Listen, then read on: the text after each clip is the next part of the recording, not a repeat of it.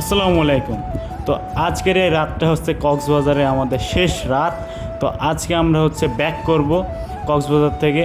তো এখন আমরা একটা রিক্সা নিয়ে নিলাম অ্যান্ড রিক্সা নিয়ে এখন আমরা যাচ্ছি ডলফিন মোড়ের দিকে। তো সুগন্ধা বিচ থেকে ডলফিন মোড়ে যেতে রিক্সা ভাড়া নেয় 30 টাকা, অটোতে গেলে যদি দুজন প্রতি 10 টাকা লাগতো, 3 জন আছে 30 টাকা ব্যাপার না, একদম ঠিক আছে। তো চলে আসলাম ডলফিন মোড়ে অ্যান্ড এখন আমরা বাস স্ট্যান্ডের সামনে দাঁড়ায় আছি। তা ওই যে দূরে আপনি দেখতে পারবেন যে ডলফিনের মানে যে ডলফিন মোড়ে যে মেন স্তব্ধটা ওইটা।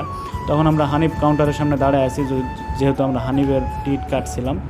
তো এখনই বাস চলে আসবে। তো ফাইনালি আমাদের বাস চলে আসছে অ্যান্ড এই যে আমাদের বাস, হানিফ বাস। অ্যান্ড বাসটা অনেক লাইটিং দেখছি অ্যান্ড এখানে মাহফুজ দাঁড়ায় আছে, অর্ণব ভিতরে ঢুকে গেছে। তো মাহফুজও চলে গেল, এবার আমাকে ভিতরে যেতে হবে। তো এই যে এখন আমরা ভিতরে যাব। তো আমি প্রথম ব্লগে আমি বলে দিয়েছিলাম যে এই Cox's Bazar to Dhaka non AC বাসের টিকিট হচ্ছে 1000 টাকা, যেটা আমরা শুরুর দিনে কেটে রাখছিলাম। তো এই যে আমি এখন আমার সিটে বসে পড়ছি অ্যান্ড এই যে কক্সবাজার শেষবারের মতো দেখে নিলাম বাইরে থেকে জানালা দিয়ে বাসের। অ্যান্ড এই যে আমাদের জার্নিটা শুরু হয়ে গেল অ্যান্ড এইখানে লেখা হয়েছে গুড বাই লেখা কক্সবাজারের। মানে দেখে একটু কষ্ট লাগছিল, আবার একটু ভালো লাগছিল, বাসায় অনেক দিন পর ব্যাক করব। তো এই যে বাসের বাইরে একটু হাত বের করে বাতাস খাচ্ছিলাম অ্যান্ড আপনার জন্য একটু ভিডিও শ্যুট করছিলাম। তো যাই হোক, এবার আমরা চলে আসলাম চিটাগংয়ে।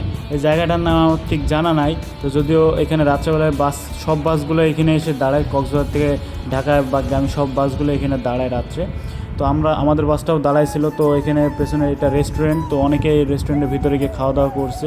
তো আমরা যেহেতু খাওয়া দাওয়া করে আসছিলাম ওই জন্য আমরা এখন আর ভিতরে গেলাম না।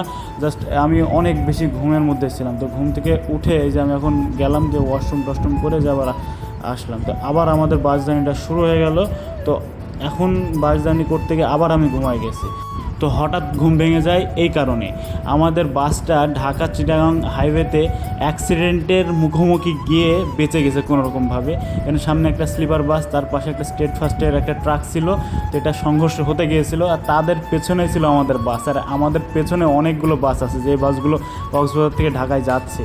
তো সাপোজ যদি হয়ে যেত অ্যাক্সিডেন্টটা, তাহলে ভাই কী একটা অবস্থা হয়ে যেত, বা আমি আদৌ বাঁচতাম কিনা তার কোনো ঠিক নেই। তো যাই হোক, আল্লাহ বাঁচাইছে, আল্লাহর রহমতে আমাদের কিছু হয় নাই। তো সকালের শুরুটাই হইলো এরকম। তো আমি খুব ভয়ে ছিলাম যে না জানি আমার আজকে সারাদিনটা কেমন হবে। তো যাই হোক, যেহেতু ঘুমটা ভেঙে গেল, তো এখন তো আর ঘুম আসছে না। তো ভাবলাম যখন কী করা যায়, তো ভাবলাম যে এখন একটু রাস্তার ভিউ এনজয় করা যাক, কিংবা যে ওয়েদারটা অনেক বেশি সুন্দর। আর মাত্র কিছুক্ষণ আগে সকাল হলো, এখন যা মনে হয় 5টা 6টা যাই হোক বাজে, আমার ঠিক ঘড়ি দেখা হয় নাই। তো ভিউটা দেখেও অনেক ভালো লাগছিলো। সকালে ঠান্ডা বাতাস যখন গায়ে লাগছিলো না, অনেক বেশি সুন্দর লাগছিলো। আর ঢাকা চিটাগং হাইওয়েটাও অনেক বেশি সুন্দর, চারিদিকে গাছগাছালি, মাঝখানের ডিভাইডারও অনেক সুন্দর গাছ, 4 লেনের রাস্তা, অনেক বেশি ভালো লাগছিলো। তো রাস্তা দেখতে দেখতে ফাইনালি আমরা চলে আসলাম ঢাকাতে। তো ঢাকা সিটির মধ্যে আমরা এখন এন্টার করে ফেললাম। তো এটা মনে হয় যাত্রাবাড়ি যত সম্ভব।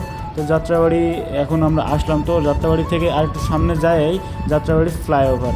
তো ফাইনালি আমরা এখন যাত্রাবাড়ি ফ্লাইওভারে উঠে গেছি। তো আমি এখন বাসের বাইরে থেকে বেরোয় আমি একটু ভিডিও করার ট্রাই করছিলাম। তো যদিও আমার ভয় লাগছিলো যে না জানি কি আমার ফোনটা নিয়ে চলে যায়। তো যাই হোক, ভয়কে কুপঘাত করে ভিডিও করা শুরু করলাম। অ্যান্ড এই ফ্লাইওভারে যখন বাসটা উঠছিল না, তখন অনেক বেশি সুন্দর লাগছিলো, চারিদিকে ভিউটা অনেক বেশি ভালো লাগছিলো। প্লাস ফ্লাইওভার মানে চারিদিক দিয়ে সব দিক দিয়ে একদম মাখন বলা চলে।